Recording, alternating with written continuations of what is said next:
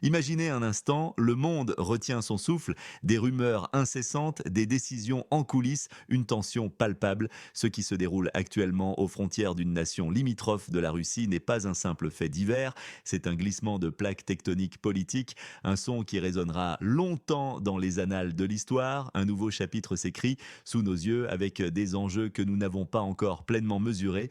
Préparez-vous à une immersion totale. Question à vous, où nous regardez-vous en ce moment? Écrivez la ville et le pays dans les commentaires. Le 15 mai, des informations ont émergé concernant le déplacement de troupes et de matériel militaire russe près de la frontière nord-est d'un ancien État soviétique. Ces mouvements ont été documentés par des images satellites et des vidéos partagées sur les réseaux sociaux. Le ministère russe de la Défense a confirmé des exercices militaires à grande échelle dans la région, précisant qu'il s'agit de manœuvres prévues. Cependant, les porte-paroles du gouvernement d'une ancienne république soviétique ont vivement réagi. Ils ont dénoncé une escalade délibérée. Le président de cet État frontalier de la Fédération de Russie a convoqué une réunion d'urgence de son Conseil de sécurité nationale. Quelle était la teneur de leur discussion? Les détails exacts restent flous. Les États-Unis, par la voix de leur secrétaire d'État, ont exprimé leur vive préoccupation. Ils ont appelé à la désescalade. L'Organisation du traité de l'Atlantique Nord, OTAN, a également publié une déclaration. Elle a réitéré son soutien indéfectible à l'intégrité territoriale de la nation dont on parle. Est-ce suffisant pour apaiser les tensions? La République populaire de Chine a, quant à elle, exhorté toutes les parties à la retenue. Elle a souligné l'importance de la stabilité régionale. Les marchés financiers mondiaux ont réagi avec nervosité. Le prix du pétrole a fluctué. Les indices boursiers ont montré des signes de volatilité significative. Est-ce là un signe précurseur? C'est une situation qui évolue rapidement et chaque déclaration compte. Chaque mouvement est analysé à la loupe par les capitales du monde entier. Les résidents des zones frontalières vivent dans l'appréhension. Des reportages locaux font état de déplacements de population. Des abris d'urgence sont préparés. Les organisations humanitaires se mobilisent. Elles anticipent une éventuelle crise. L'Organisation des Nations Unies, l'ONU, a appelé à un cessez-le-feu immédiat si les affrontements devaient s'intensifier. L'ONU a également proposé ses services de médiation. Mais cette offre sera-t-elle acceptée? Les enjeux sont colossaux. Question à vous, vérifions la géographie de notre émission, ville, pays et pourquoi pas un drapeau dans les commentaires. Pourquoi tout cela est-il d'une importance capitale aujourd'hui? Parce que chaque action, chaque mot prononcé dans cette région a des répercussions bien au-delà de ses frontières. Pensez à l'impact sur la sécurité énergétique de l'Europe. Les approvisionnements en gaz sont directement liés à la stabilité de cette zone. Imaginons une rupture majeure. Des prix flambent, des industries s'arrêtent, des ménages ne peuvent plus se chauffer. C'est une réalité froide et directe qui nous guette. Qu'en est-il de l'économie mondiale? Les chaînes d'approvisionnement sont déjà fragiles. Une nouvelle crise majeure les briserait complètement. Les coûts augmenteraient, l'inflation deviendrait incontrôlable. Votre pouvoir d'achat serait directement touché. Et la géopolitique. Ce n'est pas seulement un conflit local, c'est une épreuve de force à l'échelle planétaire, une confrontation entre grandes puissances, un test pour l'ordre mondial établi depuis la fin de la guerre froide. Votre sécurité personnelle, la stabilité de votre pays dépendent de la manière dont cette crise sera gérée. Les conséquences sont profondes, complexes et interdépendantes. Il ne s'agit pas d'un simple point sur la carte, c'est un point de bascule. Quelle mesure ou sanction peut réellement changer la situation dans cette région? Soyez précis. Maintenant, parlons des différentes versions et des motifs derrière ces actions. Officiellement, Moscou déclare que ces mouvements de troupes sont des exercices militaires de routine. Ils affirment qu'il n'y a aucune intention agressive. Le but proclamé est d'améliorer la préparation au combat et de tester de nouveaux équipements. Selon le ministère de la Défense, ces manœuvres sont purement défensives et ne constituent une menace pour personne. C'est la ligne officielle. Mais est-ce la réalité? Les pays occidentaux et la nation concernée ont une toute autre lecture. Ils y voient une démonstration de force, une pression militaire calculée. Certains experts analysent ces mouvements comme une tentative de déstabilisation de la région visant à affaiblir le gouvernement actuel de la zone de conflit et à tester la résilience des alliances internationales. Des analystes de think tank à Washington et Londres parlent d'une diplomatie de la canonnière. Ils suggèrent que la Russie cherche à obtenir des concessions politiques. Quel type de concessions? Cela reste sujet à des interprétations diverses. Certains évoquent un lien avec les aspirations de l'État frontalier à rejoindre l'OTAN, d'autres pensent que c'est une réaction à l'accroissement de l'aide militaire occidentale. Qui a raison? Ou bien est-ce un mélange de tout cela? Selon des sources de renseignements anonymes citées par le Financial Times, la Russie pourrait chercher à créer une zone tampon le long de sa frontière. L'objectif serait de prévenir toute future expansion de l'influence occidentale dans la région. Une autre théorie est qu'il s'agit d'une simple diversion, une manière de détourner l'attention des problèmes intérieurs en Russie ou peut-être de tester la détermination de la communauté internationale. Une chose est sûre, les motifs sont multiples et complexes. Ils ne peuvent être réduits à une seule explication simple. La vérité est souvent nuancée, faite de couches et de stratégies entrelacées. Le déchiffrage de ces intentions nécessite une analyse approfondie et une vigilance constante. Historiquement, cette région a toujours été une zone névralgique pour les grandes puissances. Depuis l'éclatement de l'Union soviétique, la géopolitique régionale a connu des bouleversements profonds. L'élargissement de l'OTAN vers l'Est, perçu par Moscou comme une menace existentielle, a exacerbé les tensions. La doctrine militaire russe, récemment mise à jour, stipule clairement la défense de ses intérêts nationaux et la protection des citoyens russophones à l'étranger, ce qui a souvent été utilisé comme prétexte pour des interventions. L'économie locale, bien que dépendante de ses exportations de céréales et de minerais, est intrinsèquement liée à la stabilité de ses relations commerciales avec l'Europe et l'Asie. Toute perturbation majeure aurait des conséquences dévastatrices, non seulement pour le pays concerné, mais aussi pour les marchés mondiaux, déjà sous pression inflationniste. Les infrastructures énergétiques, notamment les gazoducs et oléoducs transitant par ce territoire, sont des cibles stratégiques potentielles qui pourraient de plonger une partie de l'Europe dans une crise énergétique sans précédent. Les ramifications culturelles et linguistiques sont également un facteur majeur. La population de la région est un mélange complexe de différentes ethnies et langues, dont certaines ont des liens historiques et culturels profonds avec la Russie. Les politiques linguistiques et d'identité mises en œuvre par le gouvernement actuel sont souvent citées par Moscou comme une source de discorde et de discrimination envers les minorités russophones, un argument régulièrement démenti par le pays en question et les observateurs internationaux. La désinformation et la propagande jouent un rôle crucial dans ce récit. Les médias d'État russes diffusent des narratifs qui construisent une image négative de l'État voisin, le présentant comme un régime hostile, voire nazi, justifiant ainsi les actions militaires aux yeux de sa population domestique.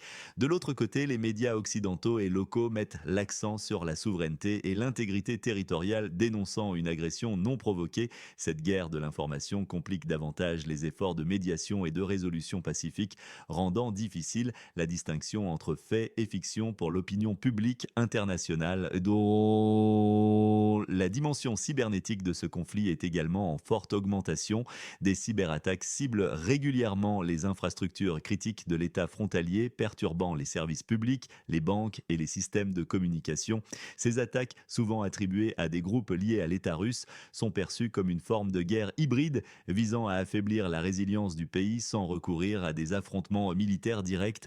Les experts en cybersécurité occidentaux travaillent en étroite collaboration avec leurs homologues locaux pour renforcer les défenses et partager les renseignements, mais la menace reste constante et évolutive. L'impact psychologique sur la population civile est colossal.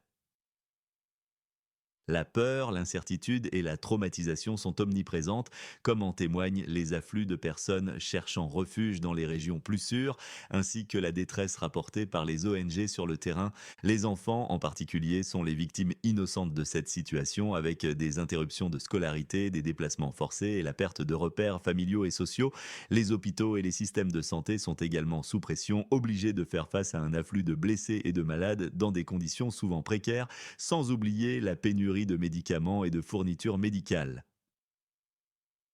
Les efforts diplomatiques, bien que constants, peinent à trouver un terrain d'entente. Les pourparlers sont souvent caractérisés par une méfiance mutuelle profonde et des positions diamétralement opposées. Alors que les États-Unis proposent des voies de dialogue et de désescalade, la Russie insiste sur la prise en compte de ses lignes rouges en matière de sécurité, notamment la non-adhésion de l'État frontalier à l'OTAN. L'Union européenne, bien que divisée sur l'ampleur des sanctions à imposer, s'efforce de maintenir un front uni et de coordonner son aide humanitaire et financière. nucléaire. Elle a également mis en place divers programmes d'assistance pour le renforcement des capacités de défense et pour soutenir la démocratie et la gouvernance. Les nations du G7 se concertent régulièrement pour évaluer la situation et envisager des réponses coordonnées, qu'il s'agisse de pressions économiques, de soutien militaire défensif ou d'initiatives diplomatiques. L'éventualité d'un conflit armé à grande échelle serait non seulement dévastatrice pour la région, mais elle risquerait aussi de s'étendre au-delà de ses frontières, transformant ce qui est actuellement une crise régionale en une confrontation mondiale. La théorie des dominos, bien que simpliste, n'est pas sans fondement dans une région où les alliances et les intérêts sont si complexes. Un embrasement pourrait potentiellement entraîner une crise migratoire massive vers l'Europe, une flambée des prix de l'énergie et des denrées alimentaires à l'échelle planétaire et une récession économique mondiale. La communauté internationale se trouve à un carrefour crucial où chaque décision, chaque déclaration peut avoir des répercussions incalculables pour l'avenir de l'ordre mondial. La recherche d'une solution pacifique est devenue impérative, bien que l'espoir d'une résolution rapide et facile semble s'amenuiser chaque jour. Les scénarios envisagés par les analystes varient du gel du conflit, avec des lignes de front figées, à une escalade militaire complète en passant par une guerre d'usure prolongée. Aucune de ces perspectives n'est réjouissante. L'équilibre des forces militaires est en constante évolution avec de nouvelles livraisons d'armements sophistiqués de la part des alliés occidentaux à l'État frontalier, tandis que la Russie continue de moderniser son propre arsenal et de renforcer ses effectifs. Cette course aux armements alimente la spirale de tension et rend le désarmement ou la désescalade encore plus complexe. La reconnaissance des républiques séparatistes par la Russie est un autre élément clé qui complique le tableau. Moscou a justifié cette démarche par la nécessité de protéger les populations russophones, mais l'acte est largement condamné par la communauté internationale comme une violation flagrante de la souveraineté et de l'intégrité territoriale de l'État concerné. Cette reconnaissance a non seulement légitimé la présence militaire russe dans ces régions, mais elle a également rendu toute négociation sur leur statut futur extrêmement difficile. Les accords de Minsk, qui étaient censés servir de feuille de route pour une résolution pacifique du conflit dans l'Est, sont désormais considérés comme caducs par de nombreuses parties, ce qui laisse un vide diplomatique et peu de base pour de futures discussions. De nouvelles initiatives de médiation sont nécessaires, mais il est difficile de trouver un acteur impartial et suffisamment influent pour rallier toutes les parties autour d'une table de négociation crédible. Certains suggèrent que la Turquie ou Israël pourraient jouer un rôle clé compte tenu de leurs relations complexes avec la Russie et l'Occident, mais leur capacité à susciter la confiance de toutes les parties reste à prouver. La situation est d'autant plus périlleuse que le risque d'un incident involontaire, d'une erreur de calcul ou d'une mauvaise interprétation des intentions de l'autre partie pourrait précipiter une escalade non désirée. Les lignes de communication directe entre les états-majors russes et occidentales ont été mises en place pour tenter d'éviter de tels scénarios, mais leur efficacité en cas de crise majeure n'est pas garantie. Le niveau de préparation des forces armées des deux côtés est élevé, ce qui augmente la probabilité d'un affrontement direct en cas de provocation ou d'erreur. Les exercices militaires fréquents et de grande envergure, comme ceux mentionnés précédemment, ne font qu'accentuer cette tension, même s'ils sont présentés comme de routine. Chaque survol d'avion, chaque mouvement de navire en mer Noire est analysé minutieusement, chaque signe étant perçu comme une potentielle menace. À qui faites-vous confiance sur ce sujet dans ce pays aux portes de l'Europe? Un orateur ou un média? Si l'on regarde l'histoire, on peut trouver des échos, des rimes dans le passé. Pensez à la crise des missiles de Cuba en 1962, deux superpuissances au bord de l'abîme, des mouvements de troupes, des menaces nucléaires, une tension insoutenable. Le monde a retenu son souffle. Aujourd'hui, le contexte est différent, mais la dynamique de la confrontation est similaire. Ou souvenez-vous de l'annexion de la Crimée en 2014 qui a marqué une rupture nette dans les relations internationales. La même région, les mêmes acteurs, mais une autre époque. Les leçons du passé sont précieuses. Elles nous rappellent que l'escalade peut être rapide. Elles nous montrent aussi que des solutions diplomatiques, même à la dernière minute, sont possibles. L'histoire ne se répète jamais exactement, mais elle rime souvent. Comme le disait Mark Twain, est-ce une nouvelle rime dangereuse que nous sommes en train d'écrire? Est-ce un rappel que les tensions géopolitiques ne disparaissent jamais? Elles mutent, elles se transforment, elles refont surface. La question est de savoir si nous avons appris de nos erreurs passées. Quel événement dans le pays à l'ouest de la Russie est sous-estimé par les médias? Nommez-le et expliquez pourquoi. Alors, que faut-il attendre dans les jours et les semaines à venir? Plusieurs marqueurs sont à surveiller de près. D'abord, le sommet de l'OTAN qui aura lieu le mois prochain. Les discussions sur cette situation seront-elles sur la table? La réponse de l'Alliance sera-t-elle unie et ferme? Ensuite, la rencontre prévue entre les ministres des Affaires étrangères de la Russie et des États-Unis. Un dialogue est-il possible? Une percée diplomatique est-elle envisageable? Ou est-ce un simple échange de positions? Les sanctions économiques pourraient être renforcées. L'Union européenne envisage de nouvelles mesures restrictives si la situation s'aggrave. Quel secteur serait ciblé? Les industries vitales pour l'économie russe seraient-elles touchées? La réponse des marchés boursiers est également cruciale. Toute nouvelle escalade entraînerait une chute des cours, une augmentation de la volatilité et une incertitude persistante. Les populations locales dans la zone de conflit sont également à observer. Des mouvements de réfugiés pourraient se produire. Les aides humanitaires seraient-elles suffisantes? Enfin, la rhétorique des dirigeants. Chaque discours, chaque tweet sera scruté. Chaque mot peut allumer une étincelle ou calmer le jeu. Cette situation est une toile complexe. Chaque fil est connecté. Votre pronostic sur le calendrier, quand l'événement tant attendu dans la zone de conflit se produira-t-il? Mois, année, plus un, raison. L'avenir de cette zone frontalière et par extension de l'équilibre mondial repose sur un fil ténu. Comment, selon vous, les grandes puissances devraient-elles agir pour désamorcer cette bombe à retardement? Que serait le coup le plus intelligent, le plus efficace pour prévenir une escalade totale? Écrivez vos idées dans les commentaires, le débat est essentiel. Et si vous voulez continuer à recevoir des analyses rigoureuses, loin du bruit ambiant, abonnez-vous à notre chaîne, activez la cloche pour ne manquer aucune de nos publications. Partagez cette vidéo avec ceux qui, selon vous, ont besoin d'une vue d'ensemble nette et précise. Le partage de l'information est notre meilleure défense dans ce monde complexe. La vérité est notre boussole, répandons-la ensemble. N'oubliez pas de liker si cette analyse vous a éclairé, c'est le signal que vous nous envoyez pour nous encourager à poursuivre ce travail.